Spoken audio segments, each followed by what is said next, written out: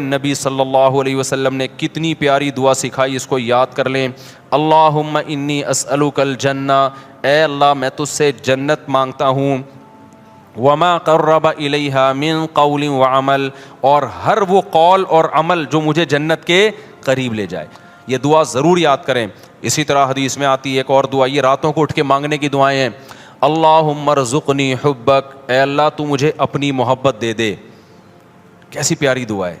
اے اللہ ہمیں ہماری ازواج اور اولاد کی طرف سے آنکھوں کی ٹھنڈک عطا فرما۔ ہمارے علماء کا معمول تھا، جب بھی کوئی عورت اپنے شوہر سے پریشان ہے، شوہر اپنی بیگم سے پریشان ہے، ماں باپ بچوں سے پریشان ہے، تو یہ دعا پڑھنے کا ان کو حکم دیتے تھے۔ یہ سورہ فرقان کی سیکنڈ لاسٹ آیت ہے، یہ یاد کر لیں۔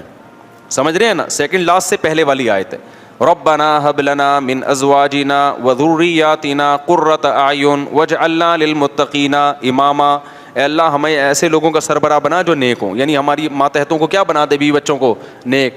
تو میرے بھائی اللہ تعالیٰ فرماتے ہیں ہمارے نیک بندے راتوں کو اٹھ کے اللہ کے سامنے کھڑے ہوتے ہیں اور کہتے ہیں ربنا اصرف عنا عذاب جہنم، اے اللہ اس آگ کا جس کا تو نے اپنی کتاب میں تذکرہ کیا ہے، اس آگ کو ہم سے دور کر دے، ایسے ان گناہوں سے ہمیں بچا لے جن کی وجہ سے ہم جہنم میں جاتے ہیں، اور اے اللہ ہمیں اس جنت کا وارث بنا دے۔ یدعون ربهم خوفا وطمعا، خوف سے اور جنت کی لالچ میں اللہ کو پکارتے ہیں۔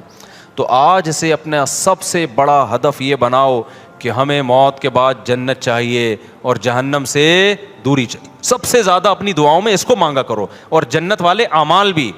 یہ نہیں مانگا کرو کہ اللہ برائی نہ چھوٹے جنت میں چلا جاؤں، یہ علماء کہتے ہیں ایک قسم کا کفر ہے یہ۔ اللہم انی اسألک الجنہ وما قرب الیہا من قول وعمل، نبی نے دعا سکھائی، اے اللہ میں تجھ سے جنت طلب کرتا ہوں اور ہر وہ بات اور وہ عمل جو مجھے جنت کے قریب کر دے، اس عمل کی بھی توفیق دے اور اس بات کی بھی توفیق دے۔ بعض دفعہ عمل انسان کو جنت کے قریب لے کے جاتا ہے، لیکن اس کی زبان سے نکلی ہوئی باتیں اس کو جنت سے دور کر رہی ہوتی ہیں۔ بعض دفعہ زبان سے نکلی ہوئی باتیں اس کو جنت کے قریب لے کے جاتی ہیں، لیکن اس کا عمل اس کو جنت سے دور کر رہا ہوتا ہے۔ ہمارے نبی صلی اللہ علیہ وسلم نے کتنی پیاری دعا سکھائی، اس کو یاد کر لیں۔ اللہم انی اسألک الجنہ، اے اللہ میں تجھ سے جنت مانگتا ہوں، وما قرب الیہا من قول وعمل، اور ہر وہ قول اور عمل جو مجھے جنت کے قریب لے جائے۔ ماں باپ کی فرما برداری جنت کے قریب کرتی ہے، ماں باپ کی نافرمانی جنت سے دور کرتی ہے۔ اور اللہم انی اعوذ بک من النار، اے اللہ میں تیری پناہ میں آتا ہوں جہنم کی آگ سے۔ وما قرب الیہا من قول وعمل، مجھے ہر اس عمل سے بچا جو مجھے جہنم کے قریب کر دے، اور ہر اس بات سے بچا دو مجھے جہنم کے قریب کر دے۔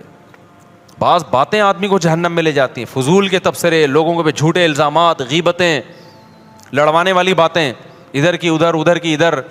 قرآن کہتا ہے نا وَيْلٌ لِكُلِّ ہُمَزَةٍ لُمَزَةٍ، ہر وہ شخص جو تانا زنی کرتا ہے اور چغلیاں کر کر کے لڑواتا ہے، کیا جنت میں جائے گا؟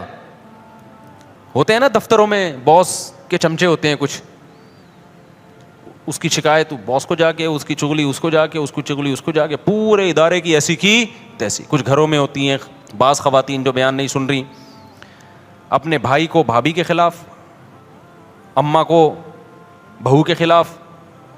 اس قسم کی لیڈیز بھی مارکیٹ میں پائی جاتی ہیں۔ جب بھائی بہن سے مل کے گھر آئے گا تو بیگم سے پھٹا ہوگا، ویسے ٹھیک ٹھاک زندگی گزار رہے تھے، تو اس کا مطلب ورغلایا کس نے ہے؟ بہن نے۔ ابے بھائی تو اپنے گھر میں انجوائے کر لائف کو یار، تو ان کے گھر میں جا کے یہ کیوں پڑی رہتی ہے، یوں کی پڑی رہتی ہے، نندیں آتی ہیں نا، وہ جو مرضی کری رہے، یہ تو تیرے میاں کا کام ہے نا، اس کو کیوں جا کے پش کر رہی ہے؟ سست ہونا اتنا برا نہیں ہے جتنا میاں بیوی میں آپس میں لڑائی ہونا برا ہے۔ بھائی کوشش کرو یار، جیسے تیسے لوگ برداشت کر رہے ہیں تو دعائیں دو، ماشاءاللہ بھائی صاحب آپ کتنے اچھے ہیں، آپ کی بیگم ایک ذرا بھی کام نہیں کرتی مگر آپ پھر بھی الحمدللہ اس سے بہت زیادہ محبت کرتے ہیں، برداشت کرتے ہیں، تو اللہ کرے آپ کو بھی ایسے ہی داماد بھی ایسا ہی ملے، یہ ہونا چاہیے نا۔ لیکن ہو کیا رہا ہے مارکیٹ میں، جورو کا غلام بنا ہوا ہے، اس طرح کی باتیں ہو رہی ہیں مارکیٹ میں۔ تو خیر اب مارکیٹ میں تو پتہ نہیں کیا کیا ہو رہا ہے۔ تو نبی صلی اللہ علیہ وسلم نے فرمایا وما قرب الیہا من قول وعمل، اے اللہ مجھے جہنم کی آگ سے بچا اور ہر اس عمل سے جو مجھے جہنم کے قریب کر دے، اور ہر اس بات سے بھی جو جہنم کے قریب کر دے۔ یہ دعا ضرور یاد کریں۔ اسی طرح حدیث میں آتی ہے ایک اور دعا، یہ راتوں کو اٹھ کے مانگنے کی دعائیں ہیں۔ اللہم ارزقنی حبک، اے اللہ تو مجھے اپنی محبت دے دے۔ کیسی پیاری دعا ہے، اے اللہ تو مجھے اپنی محبت دے دے، اور وحب من ينفعنی حبہ عندک، اور ہر اس ذات کی محبت میرے دل میں ڈال دے جس سے محبت کی وجہ سے تیری محبت میں اضافہ ہو۔ جب علماء سے بزرگوں سے محبت ہوگی تو اللہ کی محبت میں کمی ہوگی یا اضافہ ہوگا؟ اور جب فنکاروں سے یا اداکاراؤں سے اور اس طرح کے لوگوں سے، ناچنے والیوں سے محبت ہوگی تو اللہ کی محبت میں اضافہ ہوگا یا کمی ہوگی؟ کمی ہوگی۔ اس لیے ایک بات یاد رکھو، علماء کو برا بلا نہ کہا کرو، ابے یہ مولوی ایسے، ابے یہ مولوی۔ جب بھی انسان کوئی بات زبان پہ نکالتا ہے نا، دل پہ بہت برا اثر پڑتا ہے، آہستہ آہستہ پھر وہ کیا ہو جاتا ہے، بدگمان ہوتے ہوتے دور ہو جاتے ہیں علماء سے۔ بھائی صحیح، پورا صحیح دنیا میں کوئی بھی نہیں ہوتا، لیکن جب آپ تبصرے کرنا شروع کرتے ہو نا ایسے، یہ بڑے ڈینجرس تبصرے ہوتے ہیں۔ ہمارے نبی صلی اللہ علیہ وسلم نے ہر شخص کو معاف کیا ہے، لیکن جنہوں نے نبی کی گستاخیاں کی ہیں نا، ان میں سے اکثر کو معاف نہیں کیا آپ نے۔ کیوں؟ گستاخی کرنے والا، بد کلامی کرنے والا وہ ویلیو ختم کر رہا ہوتا ہے، تو یہ بہت خطرناک جرم ہے۔ تو نبی صلی اللہ علیہ وسلم نے دعا سکھائی، وحب من ينفعنی حبہ عندک اللہم فکما رزقتنی مما احب، اے اللہ تو نے جو مجھے میری محبوب چیزیں دنیا میں دے رکھی ہیں۔ آدمی اپنی محبوب چیزوں کے ملنے سے اللہ کے قریب ہوتا ہے یا دور ہوتا ہے؟ دور ہوتا ہے عام طور پہ، کیونکہ ان میں پڑھ کے اللہ کو بھول جاتا ہے۔ تو اے اللہ فاجعلہ قوۃ لی فیما تحب، ان محبوب چیزوں کو اپنی محبت کا ذریعہ بنا دے۔ آئی بات سمجھ میں؟ بعض دفعہ محبوب چیز ملنے سے وہ محبوب چیز آپ کے ساتھ اللہ کی محبت میں تعاون کا ذریعہ، جیسے پیسہ نہیں تھا، پیسہ محبوب ہے، مل گیا تو عام طور پہ پیسہ مل کے اللہ سے دور، لیکن اے اللہ مجھے ملے تو میں تیرے سے دور ہونے کے بجائے کیا ہو جاؤں؟ بعض خوش قسمت ایسے بھی ہوتے ہیں، غریب تھے تو اللہ سے دور تھے، پیسہ آیا تو اللہ کے قریب ہو گئے، خیرات صدقات بڑھ گئے۔ تو مجھے میری محبوب چیزیں جو ملی ہوئی ہیں، اے اللہ وہ ان اعمال میں ترقی کا ذریعہ بنا دے جو تجھے محبوب ہیں، جو عمل۔ وما زویت عنی مما احب، اے اللہ کچھ چیزیں ایسی ہیں جو مجھے محبوب ہیں لیکن تیرے علم میں ہے کہ وہ مجھے ملیں گی نہیں، تو ان کا نہ ملنا ان اعمال میں ترقی کا ذریعہ بنا دے جو تجھے محبوب ہیں۔ بعض دفعہ نہ ملتا ہے، انسان کو غم ہوتا ہے، اور اس غم میں وہ اللہ کو یاد کر لیتا ہے اور اللہ کی محبت میں ترقی کا ذریعہ بن جاتی ہے چیز۔ خلاصہ یہ نکلا، اپنی محبت چاہیے اور جیسے تیسے ہو، تیری محبت ہی چاہیے بس، اور کچھ نہیں چاہیے ہمیں۔ نہیں آ رہی بات میرا خیال ہے سمجھ میں؟ تو یہ دعائیں مانگا کرو میرے بھائی رات کو اٹھ کے۔ تو اللہ فرماتے ہیں والذین یقولون ربنا اصرف عنا عذاب جہنم ان عذابها کان غراما انها ساءت مستقرا ومقاما۔ راتوں کو اٹھ کے اللہ سے دعائیں مانگتے ہیں۔ والذین اذا انفقوا، یہ وہ لوگ ہیں جب خرچ کرتے ہیں، لم یسرفوا، نہ اپنی آمدن سے زیادہ خرچ کرتے ہیں کہ دوسروں سے کل بھیک مانگے، ولم یقتروا، اور نہ کنجوسی کرتے ہیں کہ خرچی نہ کریں، صدقات و خیرات بھی کرتے ہیں لیکن اپنی چادر دیکھ کے۔ وکان بین ذالک قواما، مسلمان نہ کنجوس ہوتا ہے اور نہ اسراف کرنے والا ہوتا ہے، سخی ہوتا ہے لیکن اتنا سخی نہیں کہ کل لوگوں سے بھیک مانگے، یہ ناجائز ہے۔ وکان بین ذالک قواما والذین لا يدعون مع اللہ الہا آخر، یہ وہ لوگ ہیں جو اپنی دعاؤں میں اللہ کے سوا کبھی کسی کو نہیں پکارتے، ساری زندگی صرف یا اللہ مدد، ایاک نعبد، صرف تیری عبادت۔ شیخ سدیس مجھے یاد ہے 99 کی بات ہے، 97-98 میں حرم میں جو ان کی ختم قرآن کی دعا ہوئی تھی نا، وہ بڑی پیاری دعا ہوئی تھی، بہت، اب بھی بہت اچھی ہوتی ہے، وہ تو بڑی خاندانی تھی۔ اس میں ان کے الفاظ مجھے یاد ہیں، بڑے پیارے لگے وہ، لیس فی الوجود رب سواک فیرضا، اے اللہ اس کائنات میں کوئی ایسا رب نہیں ہے تیرے علاوہ جس کو ہم راضی کرنے کی کوشش کریں، جس کی رضا ہمارے لیے بہت زیادہ ضروری ہو۔ بہت سے لوگوں کو راضی کرنا بہت ضروری ہے، اتنا نہیں جتنا تجھے راضی کرنا ضروری، تیرے علاوہ کوئی ایسا رب ہی نہیں ہے۔ لیس فی الوجود رب سواک فیخشا، تیرے سوا کوئی ایسا معبود نہیں ہے, رب نہیں ہے جس سے ڈرا جائے, ہے ہی نہیں کوئی بھائی اتنا ڈرا جائے جس سے, جتنا کس سے ڈرا جاتا ہے, تجھ سے. لیس فی الوجود رب سواک فیحب, کوئی تیرے سوا ایسا محبوب نہیں ہے جس سے محبت کی جائے, ایسا معبود نہیں ہے. معبود والی محبت کس سے ہوگی؟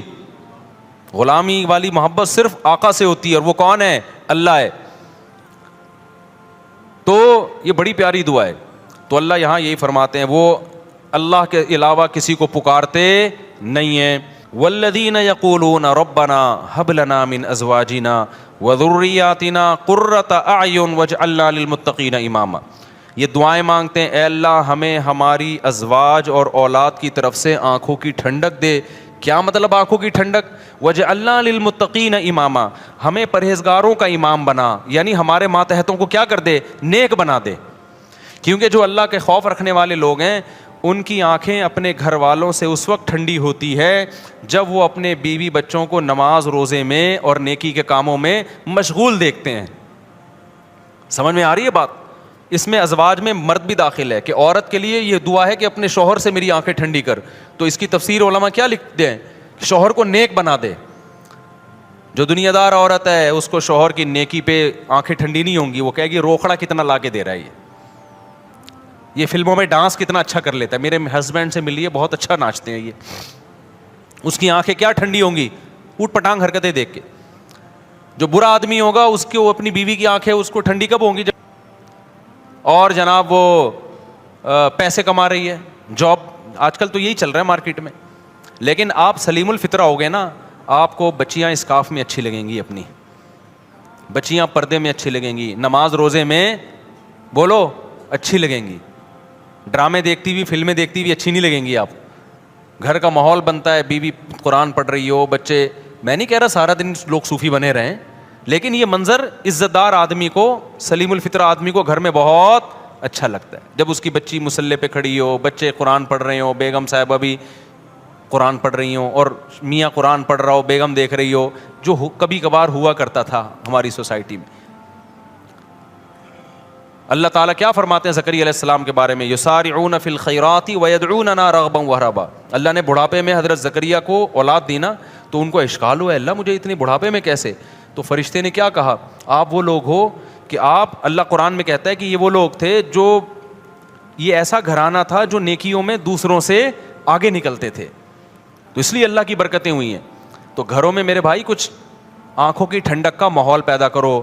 یہ آنکھوں کی ٹھنڈک کا ماحول فلموں اور ڈراموں سے پیدا نہیں ہوگا. فلمیں اور ڈرامے اخلاق خراب کر رہے ہیں, بیٹیوں کو ماں کے سامنے چیخنا سکھا رہے ہیں, عورت کو شوہر کے گریبان میں ہاتھ ڈالنا سکھا رہے ہیں, اس میں کانفیڈنس پیدا کر رہے ہیں کہ جتنے تمہارے رائٹ اتنا اس کا رائٹ ہے, گریبان میں ہاتھ ڈال کے پوچھا کرو فراز شٹ اپ, ہوتا ہے نا, ایسے بات کیا کرو. یہ کون سکھا رہا ہے؟ فلمیں سکھا رہی ہیں, ڈرامے سکھا رہے ہیں, اور میاں کو سکھا رہے ہیں کہ دیکھو رکھ کے اس نے تھپڑ لگایا اور اس نے شادی ناکام ہو گئی تو تیزاب پھینک دیا. میں ایک دفعہ یہاں حیدری میں جا رہا, ایک لڑکی بھاگ رہی ہے ٹکڑ ٹکڑ ٹکڑ بوتل لے کے. ابے میں نے کہا پکڑو یار, یہ کیا ہو گیا, یہ کوئی عورت ڈاکو ہے یا بندہ؟ مجھے لڑکوں نے کہا بھائی ادھر کیمرے لگے ہوئے ہیں. میں نے دیکھا چاروں طرف کیمرے. وہ لڑکی جا کے گاڑی میں بیٹھی, اس نے یوں کر کے کچھ بوتل پھینکی. وہ ڈرامہ تھا, وہ ڈرامے کا سین ہو رہا تھا. پتا چلا جی ڈرامے کا سین ہے کہ اس میں تیزاب کی وہ دکھائے, تیزاب نہیں تھا وہ لیکن دکھایا جا رہا ہے تیزاب. میں نے کہا یار یہ کیسے لوگ ہیں یار, یہ تم سوسائٹی کو کیا سکھا رہے ہو؟ جب آپ جرم ٹی وی میں دیکھتے ہیں آپ اپنی آنکھوں سے کہ اس کی نہیں بنی اور اس نے اپنی محبوبہ پہ تیزاب پھینک دیا, کتنے لوگوں کو خیال آئے گا تیزاب پھینکنے کا؟ بس انٹرٹینمنٹ کے نام پہ, انٹرٹینمنٹ کے نام پہ کیا ہو رہا ہے؟ سب کچھ ان کے لیے سب کچھ حلال ہے بھائی. سوسائٹی گئی ایسی کی تیسی ہو جائے سوسائٹی کی. اس لیے انسانوں سے نہیں پوچھا کرو, کس سے پوچھنا ہے, کیا کرنا ہے؟ خدا سے. تو گھر کا ماحول اللہ تعالیٰ فرماتے ہیں, یہ دعا کرتے ہیں, اے اللہ ہمیں ہماری ازواج اور اولاد کی طرف سے آنکھوں کی ٹھنڈک عطا فرما. ہمارے علماء کا معمول تھا جب بھی کوئی عورت اپنے شوہر سے پریشان ہے, شوہر اپنی بیگم سے پریشان ہے, ماں باپ بچوں سے پریشان ہے, تو یہ دعا پڑھنے کا ان کو حکم دیتے تھے. یہ سورہ فرقان کی سیکنڈ لاسٹ آیت ہے, یہ یاد کر لیں. سمجھ رہے ہیں نا, سیکنڈ لاسٹ سے پہلے والی آیت ہے. ربنا هب لنا من ازواجنا وذرياتنا قرة اعین واجعلنا للمتقین اماما. اے اللہ ہمیں ایسے لوگوں کا سربراہ بنا جو نیک ہوں, یعنی ہماری ماتحتوں کو کیا بنا دے, بیوی بچوں کو نیک, تو مطلب خود ہمیں بھی بنا دے, اصل خود سٹے لگا رہے ہوں اور بیگم کو کیا کہ ان کو آنکھوں کی ٹھنڈک بنا دے. اچھا میرے بھائی, اصل میں نے جس محلے میں رہتا تھا اس کے قریب ایک محلے میں چرسی بہت تھے, تو وہ نا وہ ان کو دیکھ دیکھ کے نا میرے دماغ میں ایک لاشعور میں وہ سٹا بیٹھ گیا. اللہ معاف فرمائے, ہر مثال میں سٹا ہی آ رہا ہوتا ہے. تو اللہ فرماتے ہیں اولئک یجزون الغرفۃ بما صبروا, یہ وہ لوگ ہیں جن کو اس صبر کی وجہ سے ہم جنت کے بالا خانے دیں گے. صبر کیا مطلب؟ اس ماحول کو کریٹ کرنے میں کچھ صبر کرنا پڑتا ہے. ٹی وی گھر میں لا کے رکھے, فلم لگانے میں کوئی صبر کرنے کی ضرورت بولو نہیں ہے. ہاں صبر اس میں ہوگا کہ بیگم ابھی سونے کا ٹائم ہے, ابھی نہیں, صبح دیکھیں گے فلم, اس میں تو صبر ہو سکتا ہے. ٹی وی بند کرنے میں کیا ہے؟ صبر ہے. نماز پڑھنے میں کیا کرنا پڑے گا؟ صبر کرنا پڑے گا. تلاوت کرنے میں کیا کرنا پڑتا ہے؟ باوضو ہو کے قرآن ہاتھ میں لے کے بیٹھنا پڑتا ہے. اچھے ماحول کے لیے صبر چاہیے, برائی کے لیے صبر کی ضرورت نہیں, بے صبری چاہیے اس کے لیے. تو اللہ کہتے ہیں انہوں نے صبر کر کے گھر کا ماحول اچھا کر دیا اور خود بھی اچھے بن گئے. تو اولئک یجزون الغرفہ, جیسے گھر میں ان کو آنکھوں کی ٹھنڈک ملے گی, ایسے ہی جنت میں بھی ہم نے ان کے لیے آنکھوں کی ٹھنڈک کا انتظام کیا ہوا ہے. ولا يقتلون النفس التي حرم الله الا بالحق, کسی انسانی جان کو ناحق قتل نہیں کرتے. ولا یزنون, اور زنا نہیں کرتے. اللہ نے زنا کو قتل کے ساتھ ذکر کیا ہے. اس سے پتہ چلتا ہے زنا کرنا اور قتل کرنا اللہ کی نظر میں کیا ہے؟ سیم. علماء نے اس کی حکمت بیان کی ہے. زنا انسانیت کا قتل ہے. کیوں؟ اس سے ولد الزنا بچے ہوتے ہیں. آج یورپ میں دیکھو باپ لیس بچے ہو گئے نا, یہ انسانیت کا قتل کر دیا, خاندانی نظام سے بچوں کو محروم کر دیا. اب یہ نہ ہو کہ کوئی کہے کہ میں جب زنا کرتا ہوں تو معاذ اللہ میں تو حمل روکتا ہوں, بچہ ہی نہیں ہوتا. اللہ کی نظر میں یہ کیا ہے بھائی, تیرا بچہ ہو یا نہ ہو, لیکن جس سوسائٹی میں زنا ہوگا وہاں ولد الزنا ہوں گے. انگریزوں کو دیکھ لو نا جا کے, یہ انسانیت کا قتل کر دیا تم نے, روحانی قتل ہے انسانیت کا. اس لیے قرآن کہہ رہا ہے زنا کے قریب بھی پھٹکنے کی اجازت نہیں ہے. ومن یفعل ذلک یلقى اثاما, اللہ کہتے ہیں جس نے یہ کام کیا, انسانی قتل کیا یا زنا کر لیا, وہ بہت بڑے جرم سے ملاقات کی اس نے, چھوٹا مجرم نہیں ہے. یضاعف له العذاب یوم القیامہ, بہت بڑا عذاب ہم اس کو قیامت کے دن دیں گے اور ذلیل ہو کے اس میں پڑا رہے گا وہ. تو قتل نفس اور زنا کو اللہ نے ایک ساتھ بیان کیا. آج قتل کو تو جرم سمجھا جا رہا ہے, زنا کو جرم نہیں سمجھا. جب کوئی کہاں کرے نا یہ میری گرل فرینڈ ہے, اس کو بولو اللہ کے عذاب سے ڈر. یہ بھنگیوں چماروں کی عادت ہو سکتی ہے گرل فرینڈ رکھنا, کسی شریف آدمی کی عادت نہیں ہو سکتی ہے, خاندانی آدمی کی عادت نہیں ہو سکتی. فخر سے بتا رہے ہوتی میری گرل فرینڈ ہے, میری گرل فرینڈ. انٹرویو آ رہے ہیں, بھائی کیوں پروموٹ کر رہے ہو اس چیز کو؟ بولے کوئی بھنگی ہے, زنا کر رہا ہے, صاف صاف یہ بولنا تو نے گرل فرینڈ رکھی ہوئی ہے, کیا لگتی ہے تیری؟ ہے تیرے باپ کو بھی چاہیے تھا کہ گرل فرینڈ رکھ لیتا, پھر تو پیدا ہو جاتا اس سے ولد الزنا اور حرامی پیدا ہو جاتا. تو یہ حرکتیں کیوں کر رہا ہے؟ یہ لیونگ ریلیشن انڈیا میں ہندوؤں کے کام ہو سکتے ہیں, یا امریکن کے کام ہو سکتے ہیں, یورپین کے کام ہو سکتے ہیں, وہ ان کے کام ہے, ان کو نہیں چھیڑو آپ. مسلمان اس گندگی کے برداشت نہیں. لیونگ ریلیشن گدے گھوڑے کے ہو سکتے ہیں, گدی گھوڑی کے, گدھا گدھی کے ساتھ لیونگ ریلیشن کرے, گھوڑا گھوڑی کے ساتھ. نکاح کرنا انسانوں کا کام ہے, زنا کرنا گدے گھوڑوں کا کام ہے. آپ کے پاس دو لائف اسٹائل ہے, گدے گھوڑوں والا اور ایک انسانوں والا, پیغمبروں والا. پیغمبر اپنے گھروں سے بچیاں رخصت کرتے ہیں شادی کے لیے, اس کے علاوہ پیغمبر نے اپنے گھر سے بچی کبھی رخصت نہیں کی ہے. اپنی بیٹیوں کو گھر سے شادی کے لیے رخصت کرو, بوائے فرینڈ کے ساتھ جانے مت دو اس کو, نہ خود گرل فرینڈ رکھو. پیغمبروں کے گھروں میں عورتیں آئی ہیں معاذ اللہ نقل کفر, کیا دوست بن کے آئی ہیں, بیویاں بن کے آئی ہیں. آپ کے گھر میں عورت بیوی بن کے آئے گی, آپ کی بہن بیٹی گھر سے کسی کی بیوی بن کے نکلے گی. اس کے علاوہ تمام راستے کیا ہیں؟ بھنگیوں چماروں والے, گدے گھوڑوں کتوں والے راستے ہیں. کوئی بولا کرے نا, دیکھو اللہ کی خاطر غصہ کرنا, اللہ کی خاطر نفرت کا اظہار کرنا یہ بھی ضروری ہے. حدیث میں جہاں یہ آتا ہے کہ اللہ کی خاطر محبت کرو, وہاں اللہ کی خاطر نفرت بھی ہے. اپنے ذرا سے معاملات میں ایسے غیرت دکھاتے ہیں جیسے پھٹا جا رہا ہے, وہاں اخلاق ختم ہو جاتے ہیں. اللہ کے معاملے میں ایسا گھننا بن, 3 طلاقیں دے کے لوگوں نے بیویوں کو رکھا ہوا ہے. ایکچولی ان کا معاملہ ہے, ہم کیوں ان کو انوائٹ کر رہے ہیں دعوتوں میں؟ بھائی قرآن نے منع کر دیا 3 طلاق کے بعد رکھنا, بائیکاٹ کرو اس کا. میں نہیں کہہ رہا کہ جا کے سر پہ ڈنڈے مارو, بولو بھائی ہمارا ان سے ہمیشہ کے لیے تعلق, بولو ختم. بہن نے کہ شوہر نے 3 طلاقیں دی, اس نے فتویٰ لے کے شوہر کے ساتھ رہ رہی ہے, بہن کو بول دو ہمارے دروازے تمہارے لیے ہمیشہ کے لیے بند. دوست نے ایسا کر لیا اپنی بیوی کو 3 طلاقیں دے کے رکھا ہے, بولا بھائی دوستی آج سے کیا ہے ختم, ہم تجھے کوئی ایف آئی آر کٹتی بھی نہیں ہے اس پہ, ہم نہیں تجھے کچھ کہہ رہے, لیکن ہمارے ساتھ تعلق کیا ہے, حرام کو یار تم حلال کا لیبل لگا رہے ہو اس کے اوپر. قرآن نے صاف منع کر دیا, نہیں ہوتا 3 طلاق کے بعد, نہیں رہ سکتی.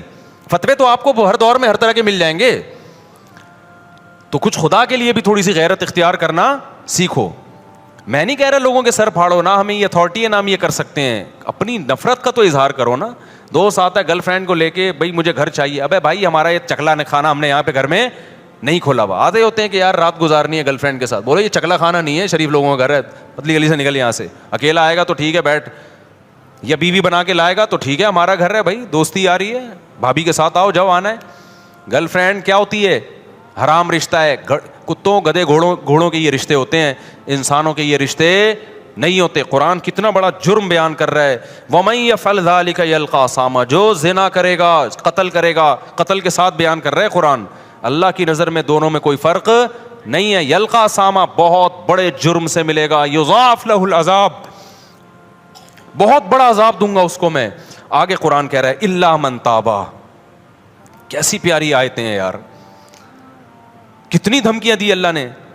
اب جس سے ہو چکا ہے وہ جب یہ آیتیں سنے گا وہ تو مایوس ہو جائے گا نا, وہ تو مایوس ہو جائے گا. تو اللہ نے فوراً کہا الا من تابا. یہ جو قرآن کا اللہ ہے نا اس میں بڑی طاقت ہوتی ہے, یہ ایسا لگتا ہے جیسے اللہ نے ایک تلوار چلا دی. الا من تابا, ہاں جس نے توبہ کر لی. اب تک جو ہوا سو ہوا, کیونکہ جب زانی یہ آیتیں سنے گا وہ تو کہے گا میں تو گیا کام سے. اللہ کہتے ہیں مہلت ہے, الا من تابا. اب تک گرل فرینڈ رکھی نا تو نے, زنا کیا, لڑکوں سے بدفعلی کی, قتل کیا, من تابا, توبہ کر لے آج. کیا کر لے؟ توبہ. وآمنا, اپنا عقیدہ صحیح کر لے. وعمل صالحا, آئندہ کے لیے اصلاح کر لے, آئندہ کے لیے کیا کر لے؟ اصلاح کر لے. فاولئک یبدل اللہ سیئاتہم حسنات وکان اللہ غفورا رحیما. یہ وہ لوگ ہیں جو پکی توبہ کرتے ہیں اور پھر اس پہ قائم رہتے ہیں, اللہ ان کی برائیوں کو نیکیوں سے بدل دیتا ہے. کیوں؟ اللہ غفور بھی ہے اور اللہ رحیم بھی ہے. اس کا ایک مطلب یہ بیان کیا گیا ہے کہ توبہ جب بہت زبردست ہوتی ہے تو اللہ کا ایسا قرب ملتا ہے اس کو کہ جو اس نے گناہ کیے تھے نا, اس کے جو نقصان اس کو ہوئے تھے, اللہ سے دوری, وہ نقصان کیا ہو جاتا ہے؟ ختم ہو جاتا ہے. آگے اللہ فرماتے ہیں, اب ایک سوال ہوتا ہے کہ اللہ اتنا بڑا جرم کیا ایک شخص نے, قتل بھی کیا, زنا بھی کیا, پکی توبہ کر لے تو اس کو معاف کر رہا ہے. دنیا میں تو ایسا نہیں ہوتا. دنیا میں جب آپ ریاست کے قانون کی توڑتے ہیں, ریاست کو, اور بہت بڑا جرم کرتے ہیں تو ریاست معاف نہیں کرتی. تو اتنے آرام سے کیسے معاف کر رہا ہے؟ کتنی دفعہ زنا کر چکا ہے, اب یہ توبہ کر رہا ہے تو معاف کر دے گا. تو اللہ کیا کہتے ہیں, وَمَن تَابَ وَعَمِلَ صَالِحًا فَإِنَّهُ يَتُوبُ إِلَى اللَّهِ مَتَابًا. اللہ کہتے ہیں جو توبہ کر رہا ہے اور آئندہ عمل کو ٹھیک کر رہا ہے تو وہ توبہ کس کے دربار میں کر رہا ہے؟ وہ انسان کے پاس تھوڑی آ رہا ہے, وہ تو خدا کے پاس جا رہا ہے. تو خدا کا ظرف چھوٹا نہیں ہے. جہاں وہ سزائیں بہت سخت دیتا ہے تو اس نے ایک دوسرا اس کی تلافی کیسے کی ہے کہ اس کا ظرف بھی کیا ہے؟ بہت بڑا ہے. اس کی معافی بھی کیا ہے؟ وہ بہت بڑی ہے. تو یہ مت دیکھو کہ کتنے جرموں کے بعد توبہ کر رہا ہے, یہ دیکھو کہ دروازہ کس کا کھٹکھٹا رہا ہے؟ خدا کا دروازہ کھٹکھٹا رہا ہے, جبکہ اس نے عذاب اپنی آنکھوں سے نہیں دیکھا. تو میں کیسے اس کو معاف نہیں کروں گا؟ والذین لا یشہدون الزور واذا مروا باللغو مروا کراما. یہ وہ لوگ ہیں جو جھوٹ کے قریب سے نہیں گزرتے, اور جب لغویات کے قریب جاتے ہیں, لغویات میں یہ گانے بجانے, موسیقی, شراب کباب کی محفلیں, تو مرو کراما, عزت کے ساتھ گزر جاتے ہیں, ان لغویات کی طرف کان نہیں لگاتے. والذین اذا ذکروا بآیات ربہم لم یخروا علیہا صما وعمیانا. جب ان کو ان کے رب کی آیتیں اور احکام بتائے جاتے ہیں تو اندھے اور بہرے ہو کے نہیں گزرتے. آپ دنیا پرست آدمی کو بتائیں خدا کا یہ حکم ہے، ابے جاؤ یار، کیا باتیں کر رہے ہیں یار، صوفیوں والی باتیں کرتے رہتے ہو ہر وقت۔ اللہ کہتے ہیں جو ہمارے نیک بندے ہیں نا، جب ان کو اللہ کی بات بتائی جاتی ہے تو اندھے اور بہرے سنتے بھی ہیں کہ کیا کہا جا رہا ہے، پھر دیکھتے بھی ہیں کہ اب سیدھا راستہ کون سا ہے۔ ایک کام کر لیا کرو، خالدین فیہا، وہ میں بتاتا ہوں ابھی، خالدین فیہا، ہمیشہ اس جنت میں رہیں گے، حسنت مستقرہ، کچھ صیغے نا تعجب کے ہیں وہ اللہ استعمال کرتا ہے، یہ بس آخر یہ پڑھ کے میں بیان ختم کرتا ہوں۔ حسنت مستقرہ، اللہ کہتے ہیں کیا زبردست ٹھکانہ ہے، یعنی اللہ تعجب کا اظہار کر رہے ہیں، حالانکہ اللہ کو کسی چیز پہ تعجب نہیں ہوتا، لیکن اتنی اچھی ہے جنت کہ اللہ کہہ رہے ہیں کہ گویا کہ مجھے بھی تعجب ہو رہا ہے کہ میں نے اپنے بندوں کے لیے کیا زبردست انتظام کر دیا، بھائی مجھے خود حیرانگی ہو رہی ہے۔ یہ بلاغت ہے قرآن کی ہمیں سمجھانے کے لیے، ایسا انتظام کر دیا کہ ہٹو بچوں ہو گیا، یعنی سمجھ لو آپ۔ اور میں کیا بولوں اپنی زبان میں بھائی، ہٹو بچوں کا مطلب پتہ ہے، جب کوئی بڑی شاہی سواری خاندانی قسم کے بچوں کو بھائی ہٹا ہے اور آگے سے تو دیکھ نہیں رہا کون آ رہا ہے بھائی، تو کیونکہ بعض لوگ نا نیچے کمنٹس میں پوچھا ہوتا ہے یہ ہٹے بچوں کیا ہوتا ہے، اب ان کو کون سمجھائے کہ ہٹو بچوں کہہ رہے ہیں، ہٹو کا مطلب ہٹاؤ اور بچوں کا مطلب بچوں، تو کبھی کراچی آؤ ہم تمہیں سمجھائیں گے ہٹو بچوں۔ جیسے بمبئی والے کہتے ہیں کہ کیا بولتا ہے بھنڈائے، کسی نے مجھے بتایا بمبئی میں لفظ بہت مشہور ہے، تو ہم کراچی والوں کو نہیں پتہ چلے گا، ان کے یہاں بہت مشہور ہے۔ خیر، اللہ فرماتے ہیں حسنت مستقرا و مقاما، بہت بہترین قرار گاہ ہے اور بہت بہترین، کیا ہی بہترین ٹھکانہ ہے۔ قل ما یعبأ بکم ربی لولا دعاؤکم، آخر میں اللہ سورہ فرقان میں بڑی زبردست بات کہتے ہیں کہ دیکھو تم اپنے رب کو اگر یاد نہیں رکھو گے تو رب کو تمہاری کیا پرواہ ہے بھائی، تم آپس کے ہی مسئلوں میں لگے رہو گے، کھا اسی کر رہے ہو، پہن اسی کر رہے ہو، بھول اسی کو گئے ہو، تو پھر آخرت میں مجھ سے امیدیں مت لگانا، میں تو اسی کو یاد رکھوں گا جو مجھے یاد رکھے گا۔ فقد کذبتم فسوف یکون لزاما، تم اگر انکار کرو گے نا ان باتوں کا اور عمل سے دور جاؤ گے تو پھر دوسرا انجام ہوگا تمہارا، یہ والا انجام نہیں ہوگا۔ وہ میں ایک بات ذہن میں آئی تھی، وہ نکل گئی ذہن سے، میں نے کہا وہ بتاتا ہوں میں۔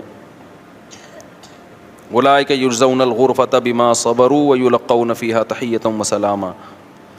ابھی میں نے کہا تھا نا ایک بات کر کے بیان ختم کرتا ہوں، دیکھو یار ایسے منٹوں میں بات دماغ سے نہیں، ایک کام ہاں یاد آ گیا، پچھلے سال نا میں ڈیفینس میں گیا کسی کے گھر، کوئی بیان تھا یا کوئی میرے دوست تھے، دعوت تھی، ہاں دوست تھے میرے، وہ دعوت تھی، مجھے کتے سے یاد آیا، اصل میں ان کے گھر بہت بڑا کتا تھا، میں نے سمجھایا بھی کتے مت پالو۔ میں جب ان کے گھر گیا تو ان کے والد صاحب نے اپنے گھر کا مجھے وزٹ کرا کے کمرہ دکھایا، بڑا وی آئی پی کمرہ تھا، وہ خوشبو عود کی خوشبو جو ہے نا دھونی، تو انہوں نے کہا یہ ہمارا مصلی ہے، ہم نے اپنے گھر میں ایک کمرہ عبادت کے لیے بنایا ہے، نماز تلاوت ذکر کہاں ہوگا، ادھر ہوگا۔ میں نے کہا بھائی یہ تو حدیث میں نبی کا حکم ہے کہ اپنے گھروں میں ایک کمرہ کیا بناؤ، عبادت کے لیے۔